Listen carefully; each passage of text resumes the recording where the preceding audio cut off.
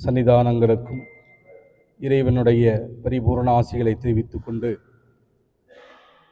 நாம் சிவகிரி ஆதீனம் என்று சொல்லக்கூடியது இந்த கொங்கு தேசத்தில் மட்டும் குலகுரு பாரம்பரியம் என்று ஒன்று இருக்கின்றது. அதில் அந்த குலகுருக்கள் அப்படிங்கிறத 51 ஆதீனங்கள் இருக்கின்றார்கள். நம்மளுடைய மடமானது சிவகிரி கொடுமுடி பக்கத்தில் இருக்கக்கூடிய சிவகிரியில் இருக்கிறது. சுமார் 800 ஆண்டுகள் முற்பட்ட பழமையான திருமடாலயம். இதில் கொங்கு வேளாளருடைய 27 குலங்களுக்கு குலகுருவாக இருக்கின்றோம். எங்களுடைய முதல் பணி என்பது அந்த சிஷ்ய பரம்பரை செய்யக்கூடிய சிவபூஜையை நாம் செய்கின்றோம். ஏனென்று சொன்னால் அந்த சிவ மார்க்கத்தை உலகம் பூராவும் ஏற்படுத்த வேண்டும் என்று இறைவன் எண்ணினான்.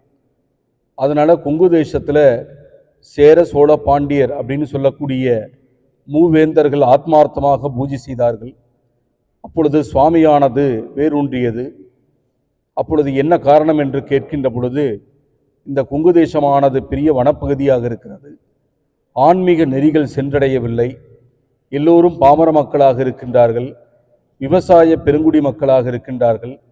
காலையில் எந்திரிப்பார்கள், விவசாயத்தை பார்ப்பார்கள், இரவிலே படுத்துக் கொள்வார்கள். இதுதான் அவருடைய வாழ்க்கை முறையாக இருந்தது. அவர்களிடத்திலே ஆன்மீகம் சென்றடைய வேண்டும் என்று இறைவனானவன் எண்ணினான்.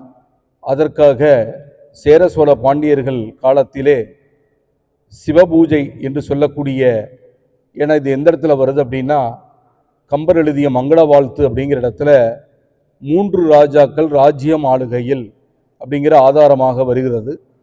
அப்பொழுது சுந்தர சுவாமிகள் கேட்குறார், இந்த மாதிரி இங்கே இருக்கக்கூடிய மக்கள் அனைவருமே சிவமார்க்கத்தை ஏற்படுத்தி, வைணவ மார்க்கத்தை ஏற்படுத்தி, ஒரு 10 நிமிடம் வழிபாட்டுக்குரிய முறைகளை அவர்களுக்கு கற்றுக் கொடுத்து, அவர்களையும் நம்முடைய ஆன்மீக பணிக்கு ஒத்துழைப்பாக இருக்க வேண்டும் என்று சுந்தர சுவாமிகள் வலியுறுத்தினார். அதன் பிறகு அந்த சிஷ்ய பரம்பரைகளுக்கு 3 விதமான தடைகள். ஒன்று விவசாய பணி அப்படின்னு சொல்லக்கூடியது. அந்த விவசாய பணி என்பது உரிய காலத்தில் அவர்கள் விவசாயம் பார்க்க வேண்டும், அதனால் சிவபூஜை செய்ய முடியவில்லை. அதே போன்று அந்த பரம்பரைகள் அசைவங்களை எடுத்துக்கொள்ளக்கூடிய ஒரு பரம்பரையாக இருந்தார்கள். நம்முடைய சிவமார்க்கத்திற்கு அசைவங்கள் சரிவராது. அடுத்ததாக தொன்று தொட்டு பூஜை செய்ய வேண்டும். அதாவது அவர்கள் ஒரு பரம்பரையானவர் சிவபூஜையை நல்லா செய்து சிவமார்க்கத்தை ஏற்படுத்தினார்கள் என்று சொன்னால், அவருடைய பையன் செய்யவில்லை என்று சொன்னால் அது தோஷமாக மாறும். ஆகையினால இந்த பரம்பரைகளுக்காக ஒரு ஆதிசைவனை குலகுருவாக நியமனம் செய்து, இந்த பரம்பரைக்காக தினந்தோறும் சிவபூஜை செய்யட்டும் என்று ஆதிசைவ திருமடங்களை தொற்றுவித்தார்கள். ஆகையாலே மக்களை நேரடியாக சந்திப்பதிலும் நேரடியாக பேசுவதிலும் எங்களுக்கு அதிகமான தொடர்புகள் இருக்கிறது. நாங்கள் என்ன பொழுது செய்து வருகிறோம் என்று சொன்னால், இங்கே எல்லா சன்னிதானங்களும் ஒரே ஒரு கருத்தை சொன்னார்கள். அது சனாதன தர்மம் என்று சொல்லக்கூடியது. சனாதன தர்மம் அப்படின்னா அவரவருடைய குல மரபு, அந்த குல மரபு அனுஷ்டானத்தை அவர்கள் மாறாமல் வழிநடத்தி செல்வது அந்த குலகுருவுடைய பணி, அந்த மடாதிபதிகளுடைய பணி, இங்கே இருக்கக்கூடிய அந்த சந்நியாச மார்க்கம் பெற்ற சன்னிதானங்களுடைய பணியாகும். ஏனென்று சொன்னால், நமக்கு எத்தனையோ தேவாரங்கள், திருவாசங்கள், திருவசைப்பா, இப்படி பலவிதமான சாஸ்திர நூல்கள் எல்லாம் நம்முடைய முன்னோர்கள் ஏற்படுத்தி இருந்தாலும், இதை ஒரு பாடசாலையிலும் பாடசாலையில் மட்டும்தான் சொல்லித்தர வாய்ப்புகள் இருக்கிறது. அது மிக குறைவாகத்தான் நமக்கு இருக்குது இந்தியா பூரா. ஆனால் பள்ளிகள் நிறையா இருக்குது. அந்த பள்ளி கல்லூரியிலும் பள்ளியிலும் நம்மளுடைய சைவ மார்க்கத்தை சொல்லித்தருவதற்கு அவர்களுக்கு நேரம் இல்லை. அவர்கள் அந்த மார்க்கத்தை விரும்பவும் இல்லை. ஏன்னா இன்றைக்கி சிபிஎஸ் சிலபஸ் இந்த மாதிரிலாம் வந்துடுது. அதே மாதிரி இந்த குழந்தைகளை நம்ம நெருக்கமாக பழகி அவர்களுக்கு சைவ மார்க்கத்தையும், முதல்ல என்னென்னா சைவ மார்க்கம் அப்படிங்கிறது பிறப்பு நாள் ஏற்படக்கூடியது 3 வழிபாடு. முதல்ல யாரை நம்ம வழிபடணும் அப்படின்னா, குலப்பெரியோர்களை வழிபடணும். மாதா பிதா குரு தெய்வம். அந்த குலப்பெரியோருடைய அனுஷ்டானம் இல்லை என்று சொன்னால் தெய்வம் பேசாது என்று சொல்வார்கள். அந்த அந்த குல முன்னோர்களுடைய வழிபாடு, அனுஷ்டான விதிகள் நாம் கடைபிடித்து வாழ வேண்டும்.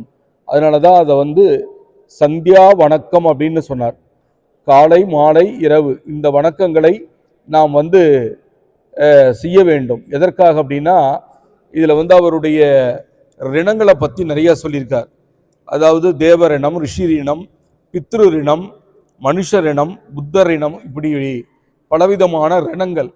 அதெல்லாம் ஒருத்தர் வந்து ஒரு மடத்தில் வந்து பேசினார். நான் பிறந்ததிலிருந்து எந்த பாவமே நான் இது வரலும் செய்யலை, ஆனால் என்னுடைய வாழ்க்கை பாதை மிகவும் தாழ்ந்த நிலையில் இருக்குது.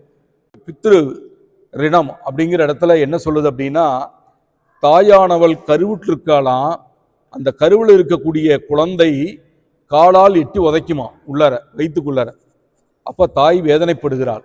அதுதான் நீ செய்த முதல் பாவம். ஆகையினால் இறைவன் அங்கேயே உனக்கு பாவத்தை கொடுத்துட்டான். அந்த பாவம்தான் கர்மா. அந்த கர்மாவை நாம் யாருக்கு சொல்லித்தர வேண்டும் என்று சொன்னால், அவரவர்களுடைய சிஷ்ய பரம்பரைகளுக்கு சொல்லித்தர வேண்டும். அந்த குழந்தைகளை வந்து நம்ம ஈர்ப்பு பண்ணி, ஏன்னா அந்த குழந்தைகள் வந்து ஒரு ஞானத்தோட கேட்பார்கள். பெரியவர்களும் கேட்குறாங்க, இருந்தாலும் குழந்தைகள் கேட்கணும். ஆனால் இன்னைக்கு நம்முடைய நெறிகள், வாழ்க்கை பாதை என்னன்னா, ஒரு 5th ஸ்டாண்டர்ட் 6th ஸ்டாண்டர்ட் படிச்சுட்டா அவங்கள கொண்டு போய் ஹாஸ்டலில் விட்டுறாங்க. அவங்க ஹாஸ்டல்லையே பூரா படித்து அவங்க வந்து நம்ம இந்த சைவ மார்க்கத்தினுடைய அறியாமையே தெரியல. அடுத்தது பிறப்பு நாள் ஏற்படக்கூடிய முதல் வழிபாடு அந்த முன்னோர் வழிபாடு என்று சொன்னோம். இரண்டாவது என்னன்னா குலகுரு வழிபாடு. குலகுரு என்ன செய்கிறார் அப்படின்னா, சிவபெருமானை காட்டி கொடுக்கிறார்.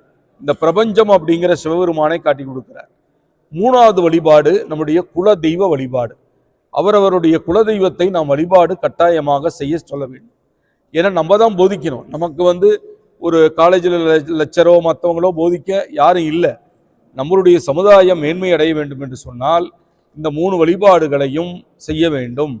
பெரியோர்களை வழிபாடு செய்யுங்கள், குருமார்களை வழிபாடு செய்யுங்கள், உங்களுடைய குல தெய்வத்தை வழிபாடு செய்யுங்கள். மற்ற தெய்வத்தை நம்ம வழிபடுறோம் படல, ஆனால் குலதெய்வம் மிக முக்கியமானது. அப்படிங்கிற நெறியோட தான் நம்ம கொங்கு தேசத்தில் தான் இந்த காணியாளர்கள், காணி கோவில்கள் அப்படின்னு நிறையா இருக்குது. அதில் குல சம்பிரதாயங்கள்லாம் இருக்குது. அதுக்கு குங்குமண்டல சதகம், கம்பர் எழுதிய மங்கள வாழ்த்து போன்ற பெரிய நூல்கள் எல்லாம் அந்த குல தர்மானுஷ்டானத்தை சொல்லுகிறது. இதெல்லாம் அவர்கள் வந்து இப்போ திருமணத்தை பற்றி கூட பேசினாங்க. அவர் வந்து சன்னிதானம் வந்து திருமணத்துக்கு மட்டும்தான் போவேன்னு சொல்கிறார். அப்படி போகும்பொழுது என்னென்னா, அந்த அருமக்காரர் அப்படிங்கிறவர் வந்து ஒரு 10 நிமிஷத்தில் திருமணத்தை நடத்திட்டு போயிடுறார். ஏன்னா அதுதான் மரபு, அதுதான் முதன்மையானது, அதுதான் எல்லாமே. அதனுடைய அர்த்த நெறிகள் நமக்கு தெரியல. அப்படிங்கும் பொழுது அதை கற்றுக் கொடுப்பதற்கு யார் அத்தாரிட்டி அப்படிங்கும் பொழுது நம்மள மாதிரி இருக்கக்கூடிய குருமார்கள் தான் அந்த சைவ நெறிகளை போதிக்க வேண்டும், சனாதன தர்மத்தை போதிக்க வேண்டும். நான் ஒரு ஈங்கூர் பக்கத்தில் கங்கா ஸ்கூல் அப்படின்னு முதல்ல போயிருந்தேன். அந்த ஸ்கூலில் வந்து சாதாரணமாக நடந்துட்டு இருந்தது. இப்போ வந்து அவங்களுக்கு சனாதன தர்மத்தை மாற்றி பழக்கம். கிளாஸில் வந்து ஃபஸ்ட்டு ஸ்டூடெண்ட்ஸ் எல்லாம் அமர்ந்திருக்கும் பொழுது முதலாவதாக எல்லா டீச்சரும் விபூதி சம்படத்தை எடுத்து எந்த குழந்தைகளுக்கும் பாரபட்சமின்றி நெற்றியில் விபூதி வைக்கிறாங்க. மந்திரம் ஆவது நீர் அப்படின்னு சொல்லி அந்த தேவார பாடலை பாடி அங்கு அந்த சனாதனத்தை ஏற்படுத்தினார். அப்படி ஏன்னா அங்கே முஸ்லீம் பையனும் படிப்பான், கிறிஸ்டின் பையனும் படிப்பான். அவன் அந்த இடத்துல நம்ம வந்து விபூதி வைக்கிறோம் அப்படின்னா அது வந்து ஒரு பெரிய புரட்சி. அவர் திகிரியமாக இருந்ததுனால தான் அதை வந்து அவர் சாதிச்சார், அது செய்தார். அந்த மாதிரி ஆன்மீக மார்க்கத்தில் மக்களுடைய தொடர் கங்கா ஸ்கூல் ஈங்கூர் பக்கத்தில் இருக்குங்க. கங்கா ஸ்கூல், கங்கா பள்ளி, ஆமாம் நடந்துட்டு இருக்கு. அதே மாதிரி டெய்லியும் பண்ணுறான். டெய்லியும் விபூதி வச்சு தேவார பாடல் பாடி தான் கிளாஸே ஆரம்பிக்கிறாங்க. அவர் பேர் ஈஸ்வரமூர்த்தி அப்படின்னு பேரு. அப்படி அந்த குழந்தைகளுக்கு திகிரியமாக நம்மளுடைய சனாதன மரபுகளை சொல்லி கொடுத்தால் போதுமானது. நம்ம வளர்ச்சி எங்கேயோ போயிடும். அப்படிங்கிறதுக்காக தான் நம்ம இதெல்லாம் நம்ம செஞ்சுட்டு வரோம். சிலவர்கள்லாம் அஷ்டபைரவர்களில் பூஜை பண்ணுவார். அவருடைய பூஜைகள்லாம் அபிஷேகங்கள், அலங்காரங்கள், இதெல்லாம் பக்தி மார்க்கம்.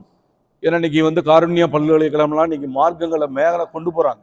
இன்னைக்கு 2 சைவாதீனங்கள் இங்கே வந்து பிரசித்தி பெற்று இருந்ததுனால தான் அதனுடைய சைவ மார்க்கங்கள் மாறாமல் இருக்குது. இல்லைன்னா இன்னைக்கு எத்தனையோ கிறிஸ்துவன் மாறி இருப்பான். அப்படிங்கிறதும் அதே மாதிரி சக்தி கருமாரியம்மன் அவர்கள் நிறையா வந்து பண்ணுறார். அதே மாதிரி அவரும் வந்து நிறைய போதிக்கிறார், குழந்தைகளுக்கெல்லாம் போதிக்கிறார், பெண்களுக்கு போதிக்கிறார், நிறைய வழிபாடுகளை செய்கிறார். அப்படி நம்ம அந்த இறங்கி அந்த ஸ்தானத்தை விட்டு இறங்கி நம்ம செய்யும் பொழுதுதான் மக்கள் நம்மளோட இணைவார்கள். அப்படி மக்கள் வந்து நமக்கு இணைஞ்சா மட்டும்தான் நம்ம ஆன்மீகத்தை வளர்த்த முடியும், மேலே கொண்டு போக முடியும். இல்லைன்னா நாம மட்டும் படித்து சனாதன தர்மம் பிரயோஜனம் இல்லை. பிறருக்கு கற்றுக் கொடுப்பதற்காகத்தான் இந்த துறவரம் அப்படிங்கிறதே நம்ம பெரிய எடுத்திருக்கோம். சந்நியாச யோகா இதய சுத்த சத்வாஹ அப்படின்னு வேதம் சொல்றது. இந்த சந்நியாச மார்க்கத்திற்கு மேலே நமக்கு எதுவும் இல்லை. உங்களுக்கு யார் இருக்கா? சிவருமான் தான். நம்மை படைத்த சிவருமானே எல்லாம் பார்த்துப்பார். நீங்கள் நம்ம செய்கிறோம், அன்னதானங்கள்லாம் சேர்றோம், அந்த அன்னதானங்கள்லாம் அவனருளாலே அவன்தால் வணங்கி அவன் உத்தரவிடுறான், நம்ம செய்கிறோம். நம்ம ஒரு வேலையால், பணியால் இறைவனுக்கு தொண்டு செய்யக்கூடிய ஒரு அமைப்பு. அப்படிப்பட்ட ஒரு பிறப்பை, மனித பிறப்பை நமக்கு இறைவன் கொடுத்துருக்கான். அரிதறிது மானிடராய் பிறத்தல் அரிது. அப்படிப்பட்ட ஒரு இந்த பிறப்புக்கு எல்லாரும் வர முடியாது.